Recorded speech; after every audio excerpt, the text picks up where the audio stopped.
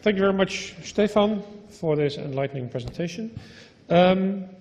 We also, of course, have the possibility to pose questions to all 5 speakers here. And I'd like to open the floor for questions. If any, but I can hardly imagine. Yeah, Tim, is there a microphone?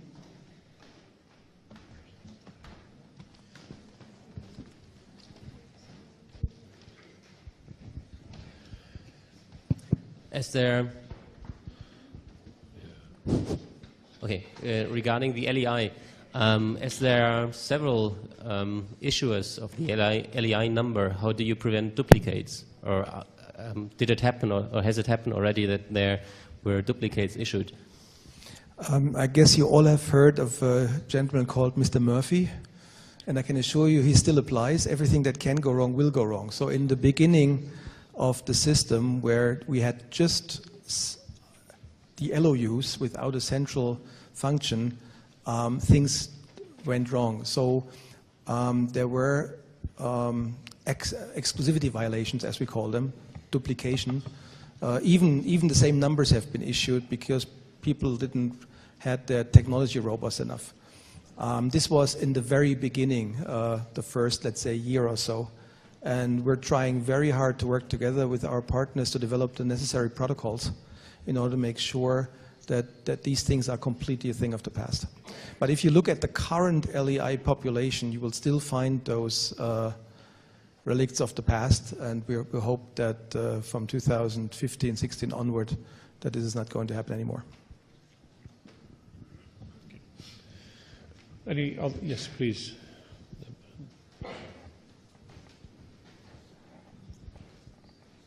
Yes, I'm from the National Bank of Belgium, and of course, our central bank, we use already LEI, and we are really interested in.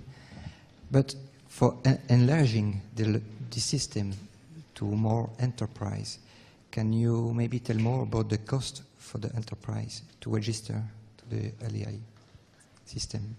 The commercial model, so to say, yeah. First of all, the LEI system operates on the premise that any LEI that gets issued at some point in time needs a yearly, at least one yearly check, a renewal as we call them. So the legal entity is obliged to come back at least once a year to the LOU to update its data or to say that nothing has changed. And our partnering organizations, they charge a fee for that. So for the issuance of the LEI, for the first issuance of the LEI, they charge a fee, and they also charge a fee for the renewal. Our partnering LOUs are individual organizations that compete with each other. So there is no standard price or common price in the market. Some charge $200, others charge $180, and others might charge $220 for the issuance, and others, charge 50% for the renewal. For the Glyph, we get a $20 fee from our LOUs partners in order to fund the organization on a yearly basis.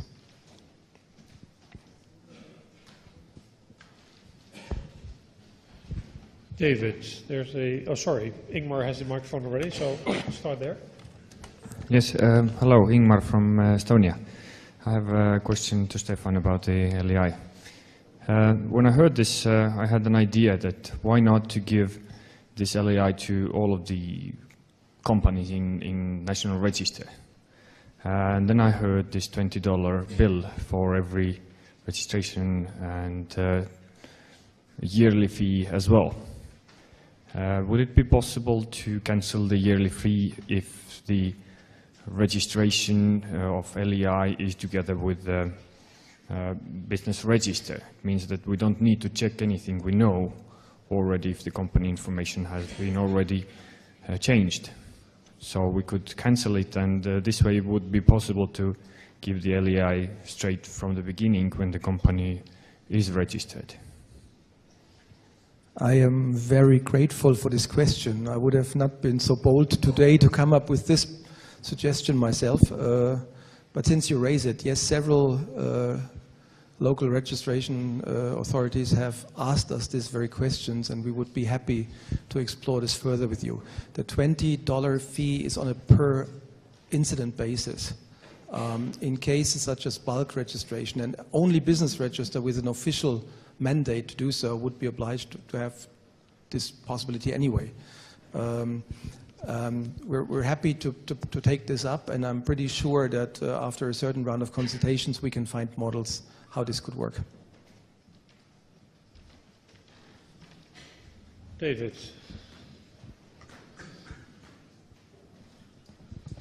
I must confess I'm pretty ignorant on this lay product, but it appears that the entities, not all entities will need a lay products, but only those that do forward contracts. Am I correct in that? Those entities who fall under regulation at the moment in certain parts of the financial industry, yeah. Which means forward contracts. Yeah. And that means you'll be able to trace every forward contract that an entity makes. No. That's what the regulators do usually, the ECB, the national banks, and so on and so forth. We just provide the entity code, but the legal entities then themselves upload their data to the national regulators. Okay, thank you. Any other questions? Andres himself. Is there a microphone here up front, please?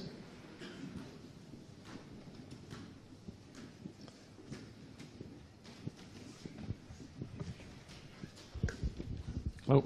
I have a couple of questions for Adrian. You have talked about verified data input. What is the model you use to that verification, and what's your activity in that verification? And on the other hand, you have talked about information brokers. They have to pay a fee to get the information. I don't really understand what do you mean by information brokers. That's my question. Thank you. Okay. First of all, information brokers, most of them are large companies that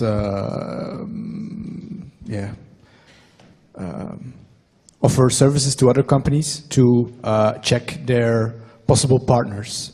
So they will assess the financial situation of a certain company. What they do is actually, they use, for example, our data, and they combine it with other financial data or other information they have about a certain company. They put everything together, and they offer these kind of products to companies. Yes, but that's the thing. They can reuse our information. So what they do is they take our information, they reuse it, they use it to build another product. They can, for example, if they buy our license, the information they get from us, they cannot sell the same thing, but if they add things or they modify it, they can resell it. That's the idea behind it.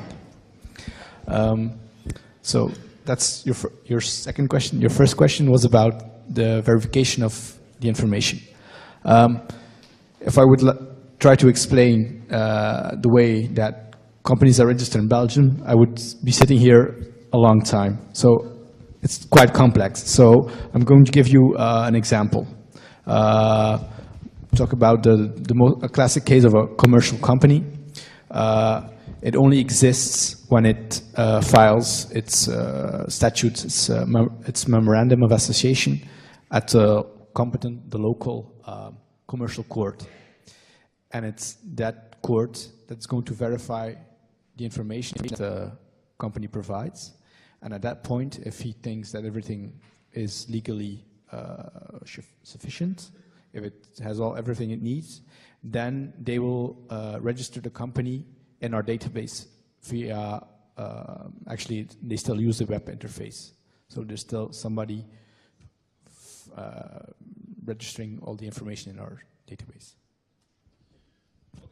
Then there was a question from the colleague from Tunisia, and I would like to leave that as the last question for today, because we are reaching our final timeline. Thank you. Please. Thank you. My question is for Mr. Thomas from Infograph, and I will begin from his conclusions about the open data, which is a fashion in France, but it seems to be a fashion everywhere. My question is, by the way, I read in the website of the National Institute for Industrial Property that patents, trademarks, and industrial designs will be made available to the public for free. That's what is going to be.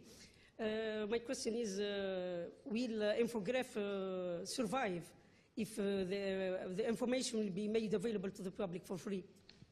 We hope. For sure, it will. That's the central question, but our activity is to certify the information, so it doesn't matter the support. If it's legal documents, that's our activities today. Tomorrow it will be data, but I think we will survive. But exactly, we have in France another part of open data on trade and marks, but this is another part of activity from the central, national and central organizations. So it doesn't look for Infograph or the registrars. Okay, thank you very much for your question. Thank you very much for all the speakers for today. I would say we give them a little round of applause.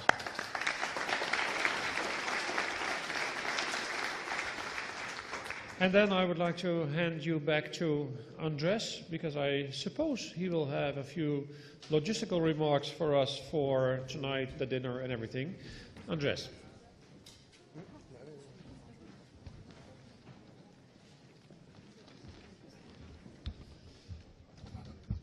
Thank you to the speakers and the moderator.